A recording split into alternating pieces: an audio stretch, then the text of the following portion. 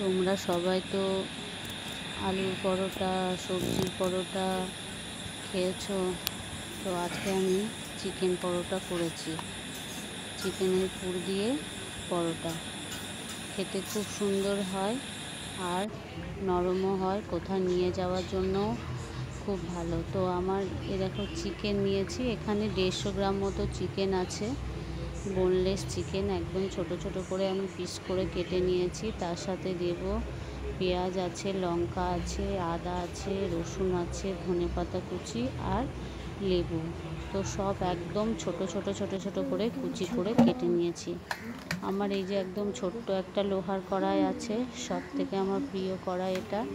একটুখানি কিছু করলে আমি চিকেন একটুখানি করলে এটার মধ্যে করি। তো সামান্য একটু তেল দিয়ে পেঁয়াজ কুচি, রসুন কুচি আর আদা কুচি, লঙ্কা কুচিটা সবটা দিয়ে দিলাম। একটু ভালো করে নেড়ে নিতে হবে, নেড়ে লাল করে একটু ভাজতে হবে। তো দেখো আমি কিভাবে এটা বানাচ্ছি। যারা আমার নতুন ভিউয়ার্স তারা অবশ্যই একটা লাইক করে সাবস্ক্রাইব করে পাশে থাকবে। আর যারা আমার পুরনো সাবস্ক্রাইবার তারা তো আমার সাথে আছোই। তোমরা পাশে থাকলে আরও সাহস পাবো, মনে জোর পাবো, নতুন নতুন ভিডিও নিয়ে আসার ইচ্ছে হবে। তো আমি পেঁয়াজটা হালকা লাল করে একটু ভেজে নিচ্ছি। একটু পেঁয়াজের গন্ধটা চলে গেছে। এবারে সামান্য নুন দিয়ে দিলাম। নুনটা আমি এখানে ছোট চামচের 1 চামচ নুন দিয়ে দিলাম। আর ছোট চামচের 1/2 চামচ হলুদ গুঁড়ো দিয়ে দিলাম। আর সামান্য 1/2 চামচ আমি লাল লঙ্কা গুঁড়ো দিয়ে দিলাম। আর কাশ্মীরি লঙ্কা গুঁড়ো আমি দিইনি। এই যে একটা সানরাইজের মিট মশলা আছে না, ওটা একটু দিয়ে দিলাম। ওটা ছোট চামচের 1 চামচ ভর্তি করে দিয়ে দিলাম। আর একটু গরম মশলা পাউডার দিয়ে দিলাম সানরাইজের। ওটা গন্ধটা খুব সুন্দর আসে। তো মশলাটা ভালো করে কষিয়ে নিচ্ছি। এখানে আদা বাটা, জিরে গুঁড়ো এসব কিচ্ছু লাগবে না, একদম সিম্পল। আর আমি দেখো ছোট ছোট করে চিকেনগুলো কেটে নিয়েছি। চিকেনগুলো এবারে একটু ভালো করে ওর সাথে মিশিয়ে নিতে হবে। গ্যাসটা কিন্তু একদম কমিয়ে রাখবে। আর আমিও কমিয়ে রেখেছি, কারণ আমার একদম ছোট লোহার কড়াইটা খুব পাতলা, তাড়াতাড়ি লেগে যাওয়ার চান্স থাকে। তো প্রচণ্ড গরম হয়ে গেছে, আমি একটা কাপড় দিয়ে ধরেছি ওই জন্য। তো ভালো করে ওর সাথে মিশিয়ে নিয়েছি। এবার একটু লেবুর রস দিয়ে দিলাম। যদি কারোর কাছে আমচুর পাউডার থাকে তো আমচুর পাউডার দিয়ে দিতে পারো। আমি লেবুর রসটাই ইউজ করলাম। এখন লেবু ঘরে আছে, যখন থাকে না তখন আমচুর পাউডারটা ব্যবহার করি। তো লেবুটা দিলে কি তাড়াতাড়ি মাংসটা একটু সিদ্ধ হয়ে যাবে আর সুন্দর টেস্টিও হবে। তো এটা একটু নেড়ে চেড়ে আমি ঢাকা দিয়ে দেব। এবারে ধনেপাতাটা দিয়ে আমি সামান্য ঢাকা দিয়ে দেব চিকেনটা একটু সিদ্ধ হতে। এটা করে আগে থেকে করে যদি রাখো তাহলে খুবই ভালো হয়। এই ঢাকাটা হচ্ছে না, তো আমাকে একটা ছোট ঢাকা দিতে হবে। যেহেতু কড়াইটা খুবই ছোট, সেই জন্য একটা ছোট ঢাকা দিলাম। কিছুক্ষণ পরে ওই মিনিট 10-15 পরে এসে আমি দেখছি জলটা শুকিয়ে গেছে আর একটু বেশ ভাজা ভাজা হয়ে গেছে। এইরকম করে হাতার সাহায্যে মাংসগুলোকে একটু টিপে দেবে যাতে ছেড়ে ছেড়ে যায়। পরে আবার ঠান্ডা হলে হাতে করে ছাড়িয়েও নিতে পারো।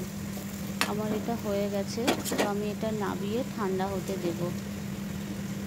আর এদিকে আমি আটাটা মাখিয়ে নেব। আটাটা মাখিয়েও কিছুক্ষণ রাখতে হবে। 1-2 ঘন্টা মতো যদি রাখো তাহলে তো খুবই ভালো হয়। আমি এখানে বড় কাপের 3 কাপ ময়দা নিয়ে নিলাম। আর এবারে আটা নিচ্ছি 2 কাপ। সমান সমান করেও দিতে পারো, আবার একটু কম বেশি করেও দিতে পারো। আমি একটু বেকিং পাউডার দিয়ে দিলাম, সামান্য 1/2 চামচ মতো বেকিং পাউডার দিয়ে দিলাম। আর সামান্য 1 চিমটে নুন দিয়ে দিলাম। আর একটু তেল দিয়ে দিলাম, সাদা তেল বড় চামচের 1 চামচ তেল দিয়ে দিলাম। ভালো করে ওর সাথে মিশিয়ে নিচ্ছি, শুকনো অবস্থাতেই ভালো করে মিশিয়ে নিচ্ছি। আমি দেখো একটা দই জলে গুলে নিয়েছি। আজকে গরম জল ব্যবহার করছি না, একদম ঠান্ডা জলেই দিচ্ছি। দই আমি একটু জলে গুলে নিয়েছি, সেটা দিয়েই আটাটা মাখবো।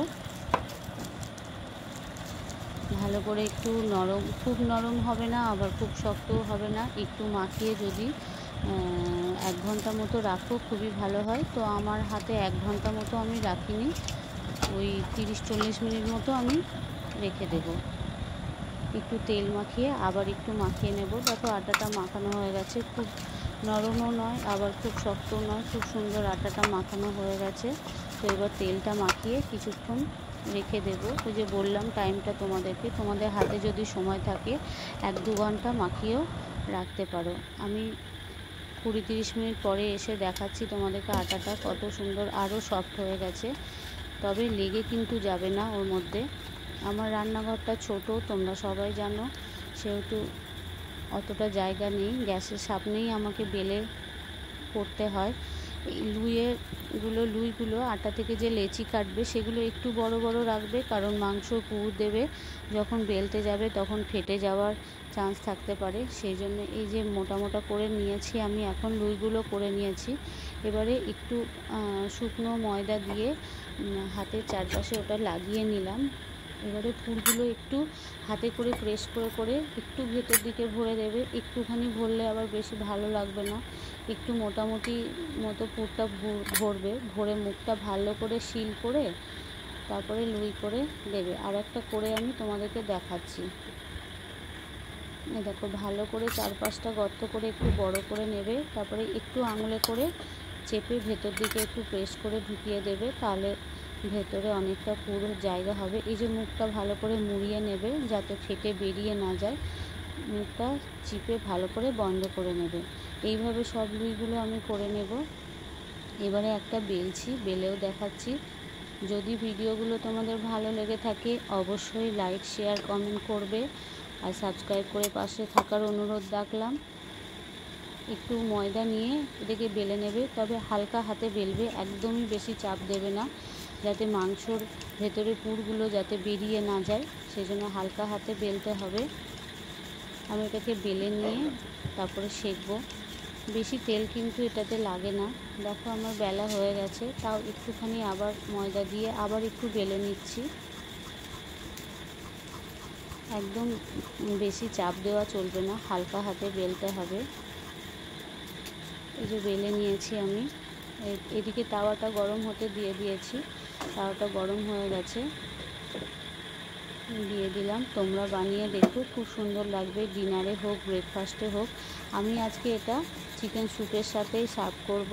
আর আচার আছে, পেঁয়াজ আছে, সসও আছে, তো এটার সাথে আর অন্য কিছু না হলেও চলে, সস দিয়েও শুধু খাওয়া যায়। তো আমি চিকেন স্যুপ করে নিয়েছি একটু।